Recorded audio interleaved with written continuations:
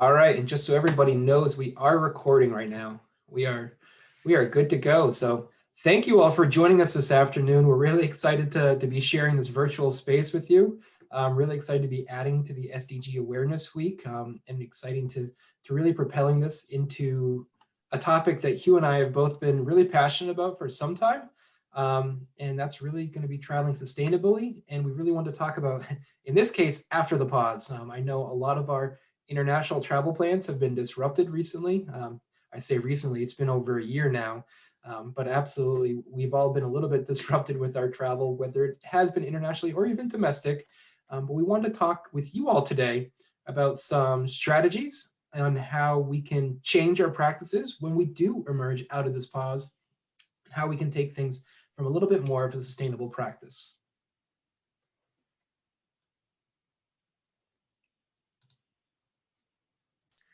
So some information first, just setting it on the ground level.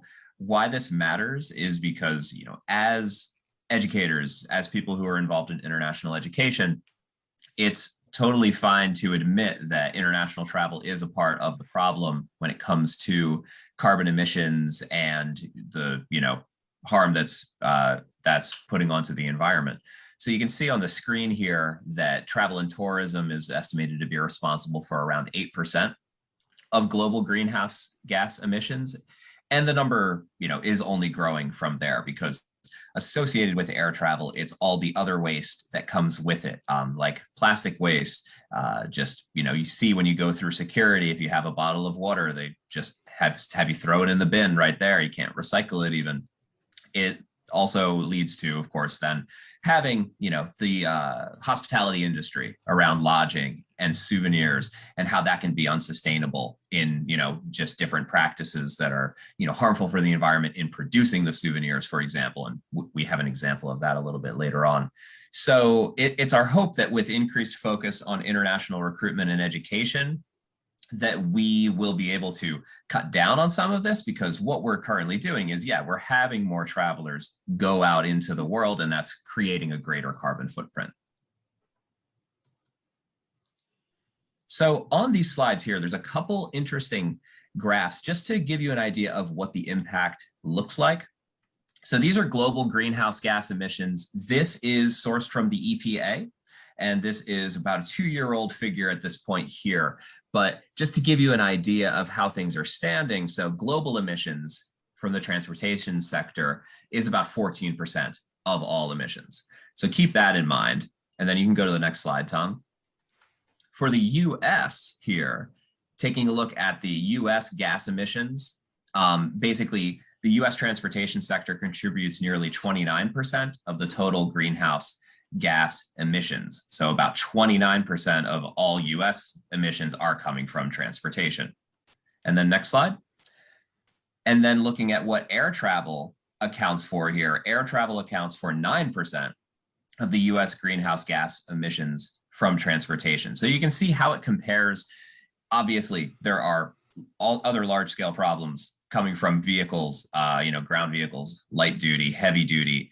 And then you see how different things that are below aircraft. But overall, that is by and large how we're having, when we're talking about international programming, having people travel by air. So you can see that it is a significant portion of what we are doing in our field. And that's why we have a responsibility to try to do something about that. And now is a really good time to do it. And one thing that I find is when I'm working with students, first of all, I tell them that I'm not an expert. I'm not a climate scientist. I am not somebody who is working in the sustainable energy office at SUNY Cortland, but I know people in that office. So I work along with them, but I basically try to learn from them, and I try to pass on what I've learned to students. But I find that a lot of students that I work with tend to know more about this than even I do. And that's not humbling at all. I see that as a good thing, because then I'm seeing how important it is for Gen Z and for students that are just entering college and students that are getting ready to study abroad, to travel when the ability starts up again. You can see just how much more significant climate change and sustainability is for the current generation.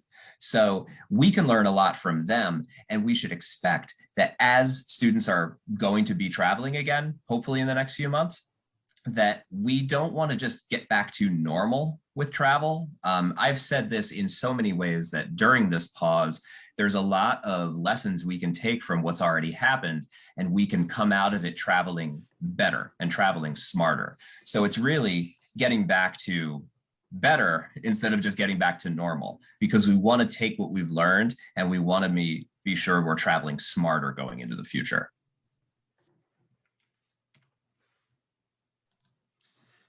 Great. And one other thing I want to talk about too, I know Hugh was able to give us a good background about how international travel and travel in general is definitely part of the problem. But we can never forget that we're also a part of the solution too. And so don't ever lose sight of that with international education and all that we do within higher education, even more holistically, we are a part of the solution in developing more commitment to the SDGs and developing solutions. Already we see that just with this SDG Awareness Week that we're going through right now.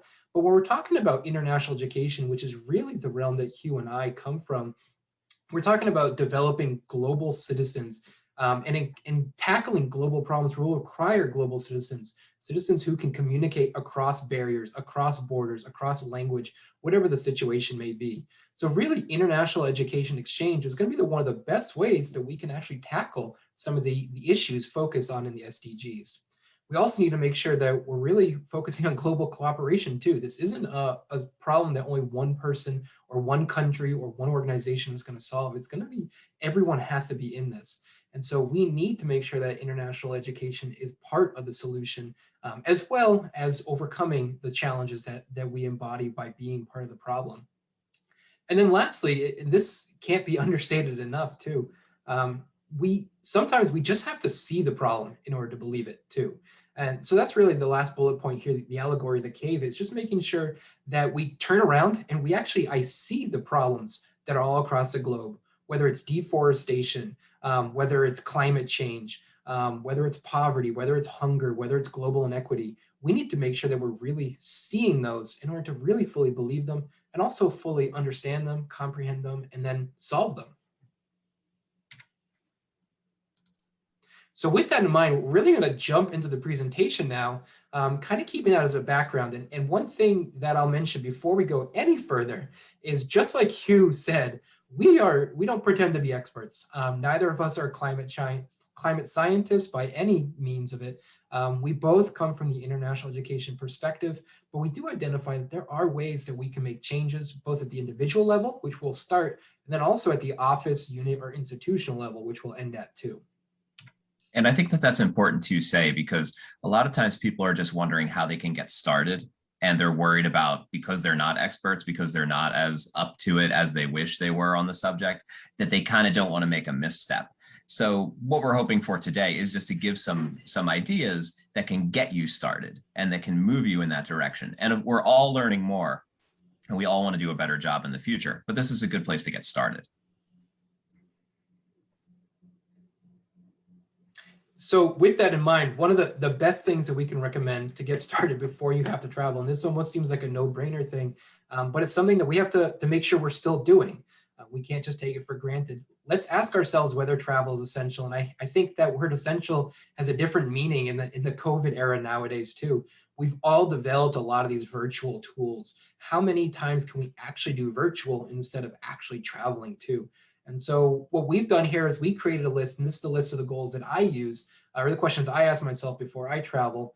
But keep a list yourself. Keep it on your desk, keep it on your computer, whatever it is. And before you book that flight ticket, ask yourself these questions and identify, really, is that travel essential? And I mentioned here with the spoiler alert, it is okay if it is. We just went over how important international travel and international education exchange is. And so we never want to get rid of it by any means, but it is okay to limit it if we find ourselves doing it for superfluous means. And then lastly, this is always a good point, always good re-mentioning too. The reason that's what we always did is never a good reason. So let's take a chance now to really reassess it, see if this is essential for us, and see if we can achieve our goals by other means. It's a time when we're just reassessing so much. So this is one that fits into it really well. And knowing the impact you're making. So how can you do that? So this is one of the steps that people are kind of wondering, like, well, how do I really see what my air travel or what the students' air travel that I'm working with, what work that is doing for the environment? So a carbon footprint, just simple definition, is a measurement of the amount of carbon dioxide that a person produces at any given time. Now that's exacerbated when you are traveling, across the world, traveling across the country or the state. So there's some different ways that you can calculate your carbon footprint. And Tom and I in SUNY, we've created a carbon offsets calculator guide that kind of goes into some more detail about some of these calculators. If you are interested in seeing that, we'd be happy to share that with you. So again, at the end of the presentation, if you are interested, let us know. We'll be happy to email that to you. But on the screen here, there's a couple ones, and we'll share this presentation too. There's some that are good for individual travel, where you can calculate, you can see on the screen up at the top right, approximately which flights you're taking. So short flight, if you're doing a connection flight, Tom and I were based in central New York, so around Syracuse, New York. If you're flying from Syracuse to Newark, that would be a short flight to put in. Medium and long haul flights too, and it'll calculate an estimate of what your carbon footprint is, what your CO emissions are for that flight, for that travel. So that's kind of a basic way to do it, and it's a good introductory way to do it. Again, you want to, you're not going to skip to chapter 28 of the book. You want to start at the beginning, and you want to just get a good basis of what you're reading here.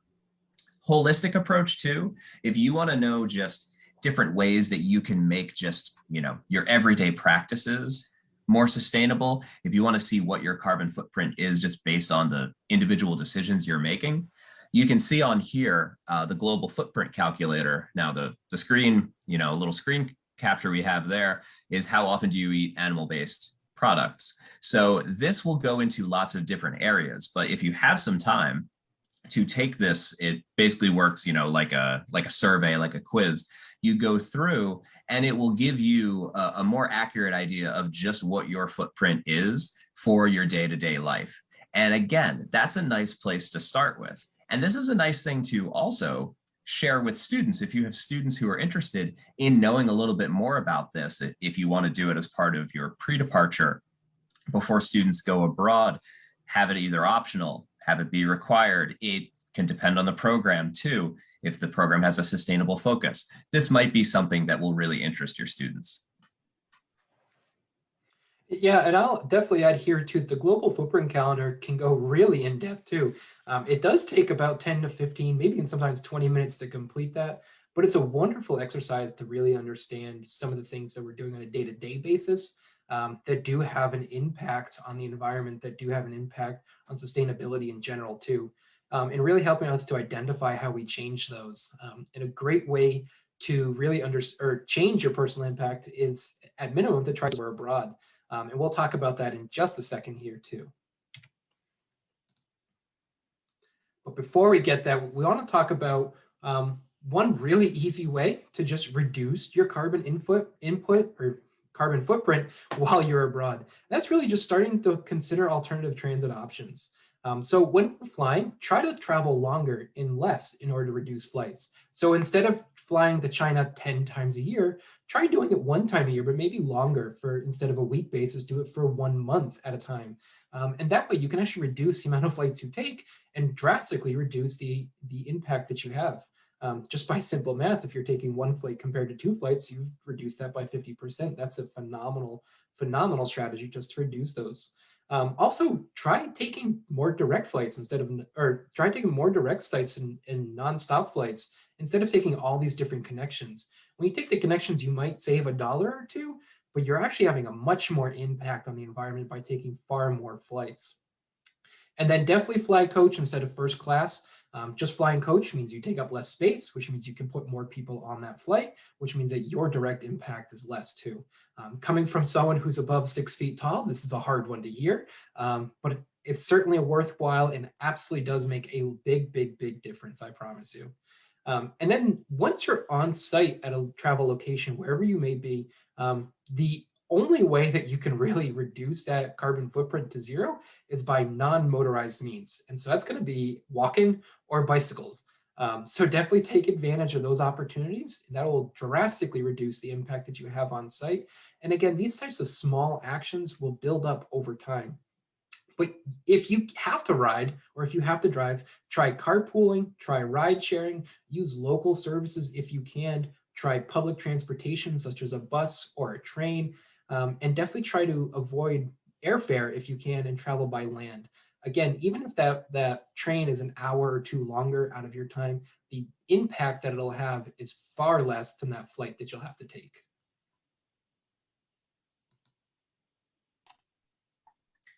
Other ways that you can think about this while you are traveling is as you're preparing to this is what we tell students too, packing strategically. So packing light, because if you could just reduce the amount that you're bringing with you, then it's going to be less of a strain on the plane, and there's going to be less CO2 that's emitted at that point. And also just choosing what you are bringing with you. So at SUNY Cortland, before students go abroad, we've taken to giving them bamboo reusable cutlery sets that they can bring with them and then just wash and reuse during the not only the flight, but of course, throughout the semester, throughout the session that they're abroad too. Of course, getting a stainless steel straw is another good one to bring along as well. And just anything else that could be reusable. And that could be from toiletries to other options too. So I put in here, or Tom and I put in here, hand sanitizer as well. So, obviously it's going to be a lot more important traveling with hand sanitizer now. Some people always did it. I think more people will be doing it, of course, once travel opens back up. You can get those little reusable bottles that you buy that have the correct amount, correct ounces of, gel or liquid that you can bring onto a flight.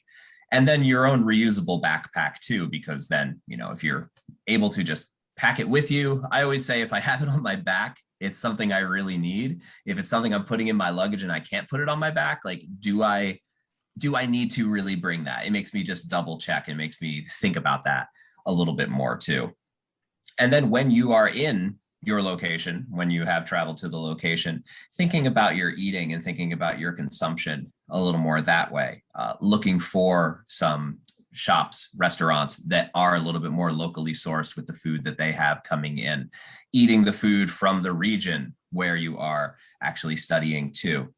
Looking at organic and vegetarian options is good too, but I think just local focus is really most important in that way, because then the food's not being transported very far to your location for you to consume it there.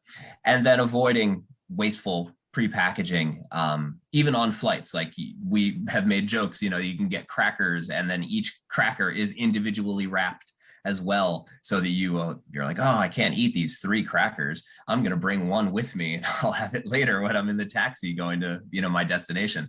So some of that wasteful pre-packaging, if you're not, engaging in it, it's good if you're not creating part of that problem. It is there, but as we'll see a little later on, some airlines are starting to think of different ways they can be a little bit more sustainable too in how they approach things like food on board. Yes, Christian just sent a message into the chat saying, what was it? You recently received a napkin in a plastic bag. Yes, that's a wonderful, wonderful use of that. You should just wipe your mouth with the plastic bag. Don't even need to open it up. Yeah, that sounds all too familiar. I know that, for instance, when I travel too, I try to bring a plastic spoon, or actually nowadays I have my own metal spoon, my own metal fork. No metal knives. That's always a bad idea, though. I probably wouldn't recommend that one.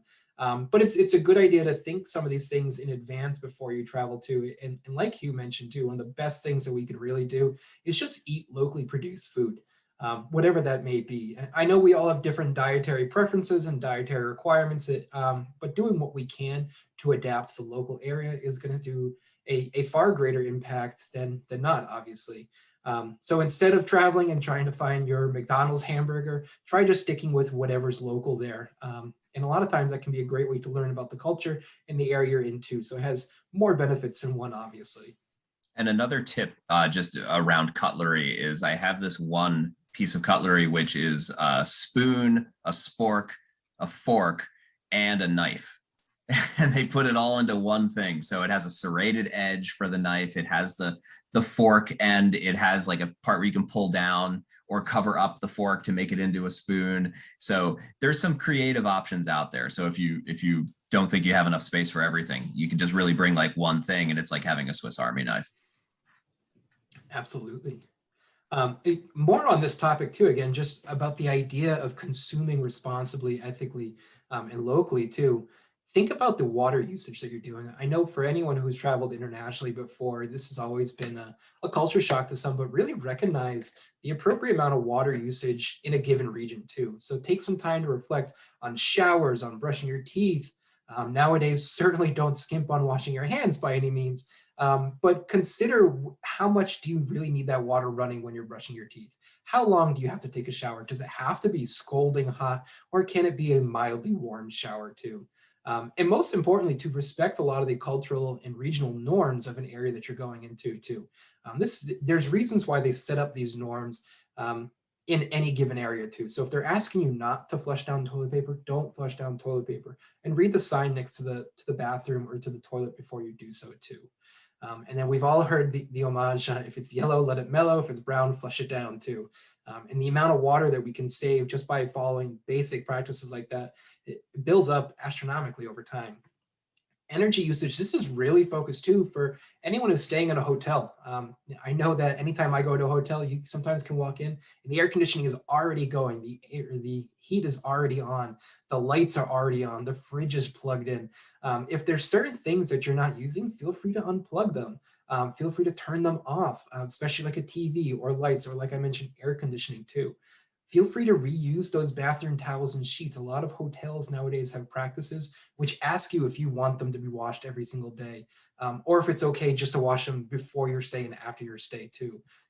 Do what you're comfortable with, absolutely, but try to avoid using every single day a brand new towel or every single day brand new sheets. That's not what a lot of us do at home. So why do we expect that at a hotel too? And then this is one of my biggest pet peeves actually too. Try to really avoid some of the mass-produced souvenirs that are out there too. You don't want to buy something that you're then just going to bring home and then going to throw away. There's really no value in that too.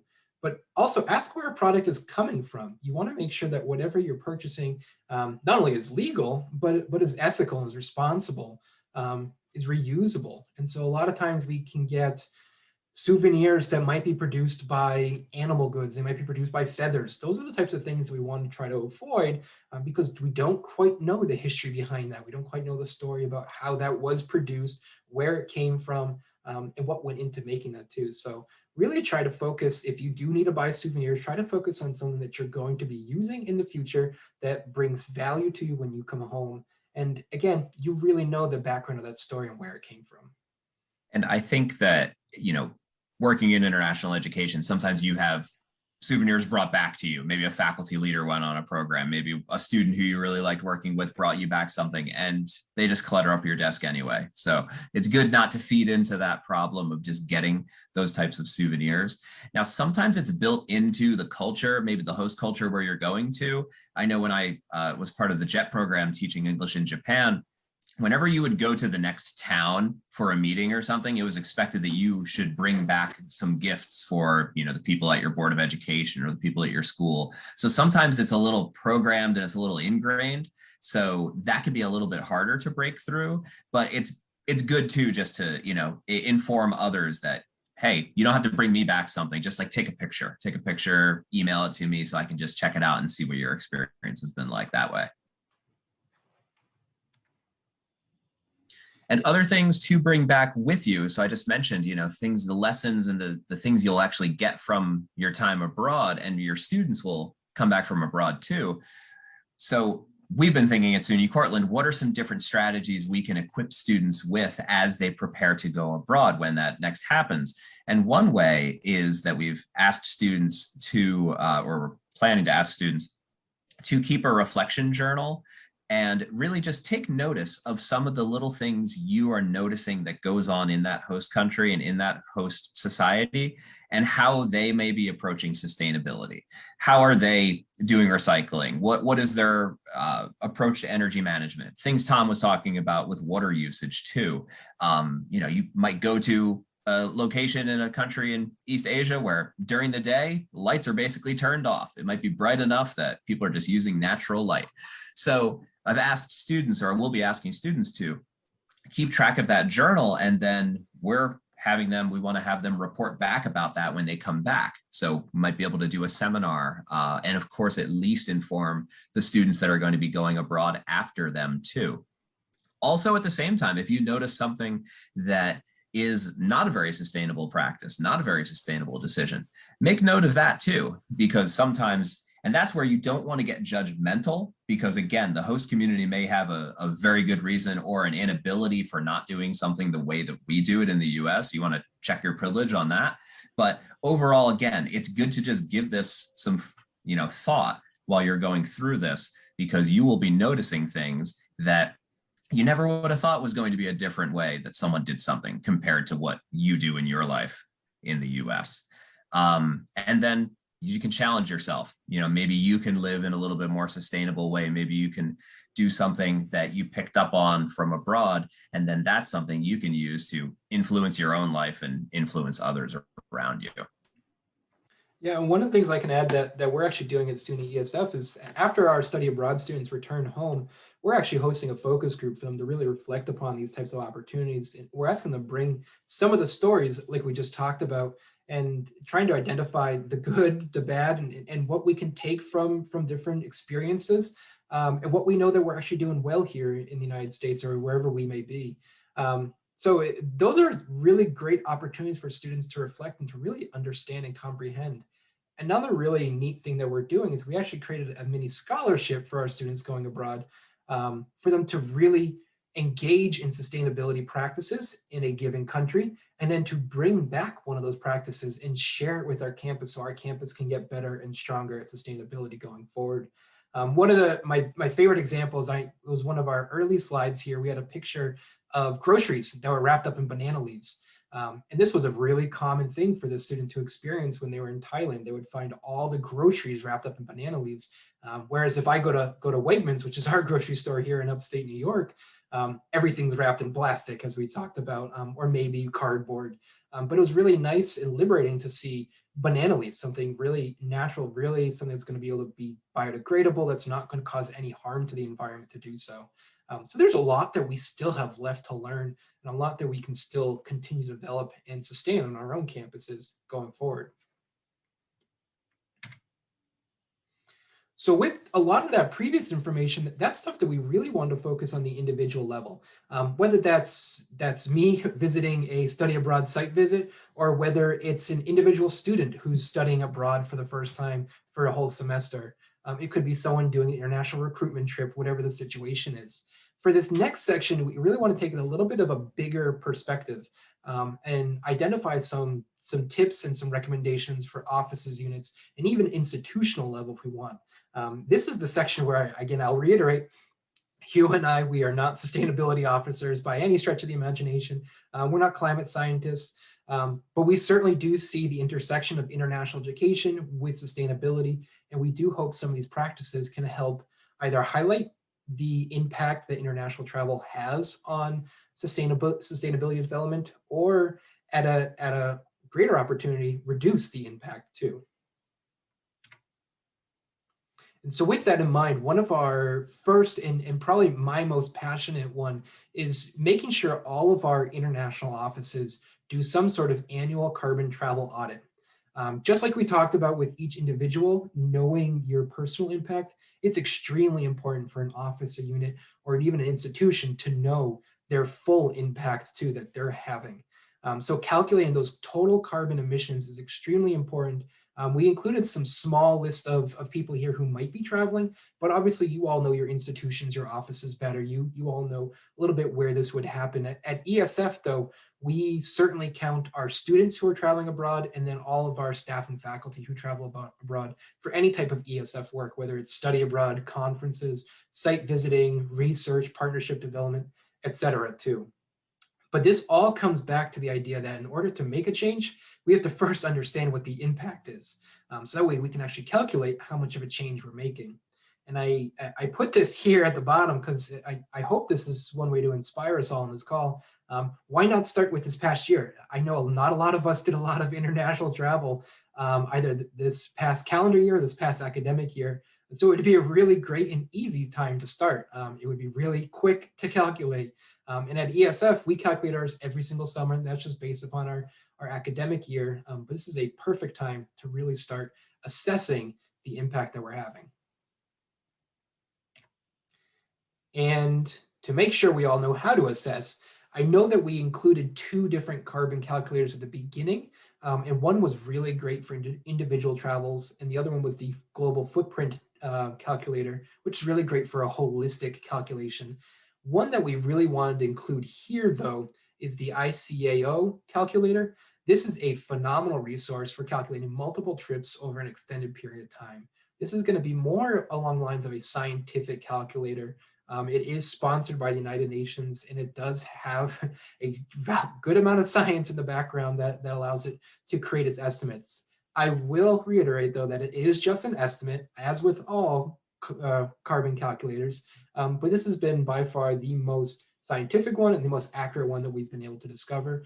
Its convenience is also really great in order to be able to calculate certain legs between trips, but also calculate how many people are taking those trips too. It does not convert any CO2 value, so your carbon footprint, into a carbon offset monetary value, but it will give you that final CO2 value, which we can then convert later on if we wanted to do carbon offsetting. And when you do carbon offsetting, or how you do carbon offsetting, is a question that I've heard, discussed a lot. What do we do with that now that you have it? Now, there's some carbon offset calculators that are online that you could actually then just make an immediate donation to something. Make an immediate donation to a climate fund, for example, or as you can see, when you are getting ready to fly, sometimes you're able to pre-purchase a way to offset your carbon impact through the airline itself by paying, an additional $20 or so on your flight. That is better than doing nothing. It's better than doing nothing, but it takes it out of your hands a bit. You don't totally know where all that money is going to be going, because it could be that, whatever calculator or whatever organization you're actually doing this through might take a percentage of the money you're putting out. And it's just because when it's more out of your hands, you just don't know what's going on with it. So there's different ways that you can think about it and ways that you can carbon offset. And as we'll talk about in setting too, that you have more control over. So it's good to take a look at that as you're going in, and ways that you could do carbon offsetting potentially in a local way. Because sometimes we'll hear people say too, is that, okay, I can do a carbon offset, but this is for something that I'm never actually going to see. They're planting trees in a forest in North Carolina, or they're somewhere that I don't live, some region like that. So overall, if you want a more immediate impact, if you want to actually see it and have the satisfaction of really being a part of it, then there's some options you can do that are closer to home, whether it is looking into a more local climate fund. So I know there's the Finger Lakes Climate Fund for example, in central New York. They're what they actually do with the carbon offset. If you purchase an offset through them, they'll put that money into improving the efficiency of heating, kitchen, like ovens, just different appliances in low-income houses. So you're not only helping the community and helping out people who are in low-income housing by giving them some more energy efficient and safer, appliances to use. That's happening right there in your community too. Challenges of this, it takes time. It takes time and it takes a little bit more investment. So that's why I'm saying I'm not trying to make it sound like a bad thing to just purchase an offset quickly and easily when you're traveling. But again, this is the type of thing where the more research you do, the more familiar you'll become of it. And then maybe you can start working with your institution or with your sustainability office, if you have a sustainability officer on campus, to see what you can do locally or do on campus. Because then you also, I'll say, you get the PR bump of, hey, the international office is doing something positive to show that they care about what's going on and how carbon emissions are impacting the world. So this is something we're doing here to help, make that better just in our own backyard. So kind of building upon that too, I mean, Hugh's talked about it a little bit already, and we have a definition here of what carbon insetting is compared to carbon offsetting. But just like Hugh mentioned, carbon insetting is really just doing something in-house rather than outside of your university or institution to make that difference. So at ESF, one of the things that we specifically do is we will actually calculate the carbon offset value. And then with that dollar amount, that monetary value, we try to contribute that money towards a sustainability forest that we're jumpstarting here. We were about ready to have our first semester of students contribute to that right before COVID occurred. But once the pause is over, we're really excited to jumpstart that initiative again and bring it back to life. And so that's really the idea of insetting, doing something in-house that uses your own time and energy and resources, instead of putting the time, energy, and resources where you might not be 100% certain what it's going towards. And again, like Hugh said too, there's nothing wrong with that. There are just better ways, and that's perfectly fine. We all have limitations on our time and resources. We get that too. So even with carbon offsetting and carbon insetting, we mentioned down here at the bottom that it still can't be everything. Just because we fly and we do X amount of damage, then we pay a certain dollar amount. That doesn't give us the privilege to fly where we want every single time. So keeping in mind too that this is still only a piece of that puzzle to sustainable travel. We still have a few more recommendations, but doing everything else that we talked about earlier is just as important as offsetting and insetting. It's doing a more holistic approach of actually sustainably traveling. Another way to do it too is that as you are doing an assessment of a program provider, if you're looking for a new provider, if you're trying to sign a new agreement with a university that you work with, try to find out what they are doing in regards to sustainability. Because again, not only do you have a better idea then of what you're getting into, but maybe you could even find a way that you can both, kind of collaborate on things. Maybe this is an exchange partnership where you have students coming to your campus from abroad and you're having students go in their place too. So maybe you can build something in like a pre-departure course or a return course as well that people can get involved in too. And just if you're interested in setting up new partnerships, this I would just put in as one of your, in your standard handbook of questions, ways that you're learning about each other as partners, potential partners going forward there as you're trying to see if it's going to make sense for you to come together. Now, there's some schools that will just like wear it as they wear it right on their sleeve that they are ranked as the most sustainable university in X, or this organization, we are committed to, energy efficiency in all of our buildings. We're LEED certified, for example. So sometimes you have to dig a little bit more. Sometimes you dig and you do find things. It might just be, again, that the people you're talking with might not be as familiar with it, but remember there's many layers of the onion. So if you're just not seeing it on the surface, look a little further and you might find it there too. Also things, as you're planning travel and, assisting with, I'm thinking especially, like faculty-led programs here too. As you're looking for places where people can stay and how they can travel, always try to think about it in a way that it's going to be more sustainable for the host community and also just in a global impact too. Sometimes if you go with the cheapest option, that may be the one that is not, really a local business. It's just a national chain of hotels or something that you're staying with. And maybe you want to look into ways that they are able to potentially do something in a more sustainable way if you want to go with them. Yeah, and branching upon that too, I think the second bullet point is probably one of the most important things that we prioritize on our campus, is really investing in those long-term partnerships. I know you touched upon this a little bit already too, but we don't want to put all of our resources into a short-term partnership, and then they build up this infrastructure, and then we never see them again, and then that infrastructure goes to waste because it's never used again too. So really focusing energy on long-term partnerships is a great way to minimize our impact. And then I can't say enough to hire local. It's going to be one of the best ways to make an immediate impact on the host community that you're at. Building upon this too, one really important way for any senior international officers in the room, anyone who is a higher level too, is making sure to really empower your staff. So if you do have any staff below you, make sure you really give them the opportunity to learn about the SDGs. We have a lot of people within the international education community, and more specific or more generally within the higher education community who've never even heard of the SDGs. And so providing those opportunities just to train them, get them to learn about it, joining committees, whatever it may be, make sure that they have those opportunities to be aware of these issues so that we can implement and innovate different ideas too. One of the things that we do on our campus is we host a Green Passport Pledge program. And this was initially set up for our students, but we then expanded it to all of our faculty and staff, where it's just essentially a 10 bullet point pledge that they pledge to do certain things in travel sustainably. They pledge to walk when possible. They pledge to consume local when possible. They pledge to hire local when possible.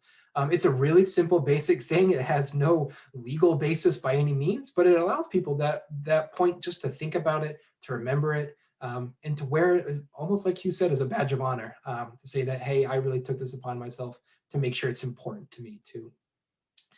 Developing reward system to recognize sustainability initiatives is just as important, but I really liked this next bullet point. This was something that Hugh and I discovered in a recent Forum on Education Abroad draft that's focused on highlighting the SDGs within the field of education abroad. And that's put sustainability in job descriptions, whether it's higher education job descriptions or international education job descriptions too.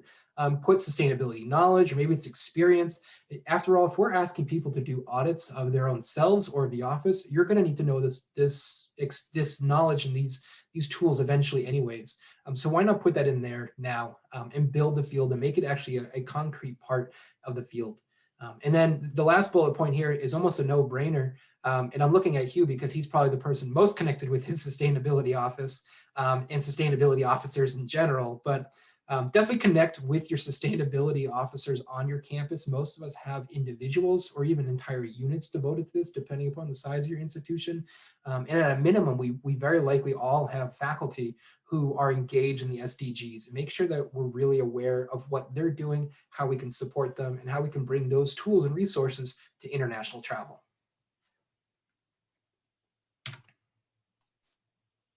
So before we open it up to questions, and we're really happy and we're looking forward to talking with you all here, avoid things like a savior complex. Again, like I said, don't get into a position where you think you know better and you know the best way to do things. It's all about a conversation here. It's all about trying to find an approach that's going to work for your particular instance or your particular program if you're looking at it that way. And know too, again, of course, that limitations are part of life. If you have, travelers that have certain restrictions of, dietary or budget needs where it's not going to make sense, like it's going to make or break a program if you decide to go with this more sustainable travel provider versus a more middle of the road travel provider that's not as focused on sustainability. So again, it's how you just prepare yourself and put it into your own mind. And then it becomes a little second nature as you go forward about how to make more sustainable decisions moving forward there. So that's what we wanted to do today. We wanted to just try to come up with some strategies that you can use and that you can feel a little empowered by then and just have a better understanding going forward. Because again, I was in the same exact position where sustainability, that sounds great. I want to do something, but I also don't want to seem like I don't know anything about it. It is totally okay to not really know much about something. That's the way we learn. You need to start at that level and then you'll build yourself up. And yeah, anything else you wanted to add, Tom? Yeah, the last bullet point here, just talking about regenerative travel versus sustainable travel. We've talked a lot about sustainable travel, and in the concept of carbon offset, we can really understand that sustainable travel is I fly, I cause X damage, I pay X dollars to offset that damage. But one of the things that's growing in the field of international travel that I want to challenge ourselves to think is to take it one step even further, which is regenerative travel, which is instead of paying that one offset, maybe we do two things. And so we're doing 2x in compared to x, if we're thinking of it in just in algebraic terms now. But it's really going above and beyond, because some of the damage that we've seen that the SDGs are really trying to focus on fixing has already occurred. And when we're talking about sustainable travel, we're trying to prevent further damage, but we also have to do the healing.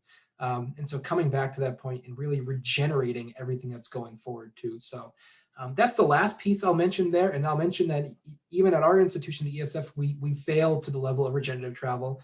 It is something that we aspire to, though, and we're going to continue working on it and continue trying to get better ourselves. And with all that in mind, too, we wanted to give you just some general resources here. And I know that there's been a lot going around this week. And obviously, we even mentioned here at the bottom that the University Global Coalition is one of our really highlighted resources.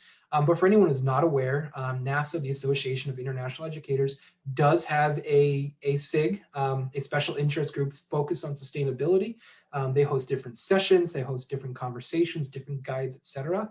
There's also a recently new group. It's only a couple of years old now, the Climate Action Network for International Educators. It's an international global nonprofit organization that is focused on the intersection of international education and climate action. And they've slowly taken it more holistically to sustainability as well.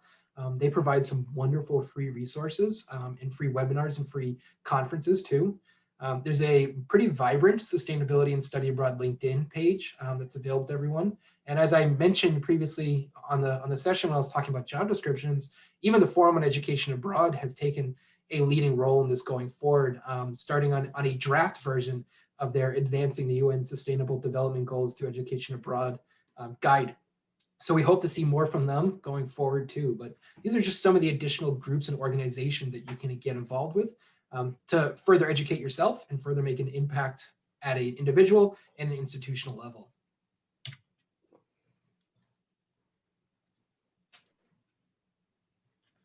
And so with that, we've kind of wrapped up all we have to share today. We want to open the floor. If anyone has any questions or any comments, feel free to put anything in the chat box too.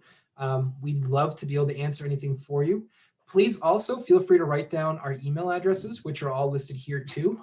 Shortly, I'm going to stop the recording, but then we'll be able to share that recording out later this week so everyone can have a copy of that too.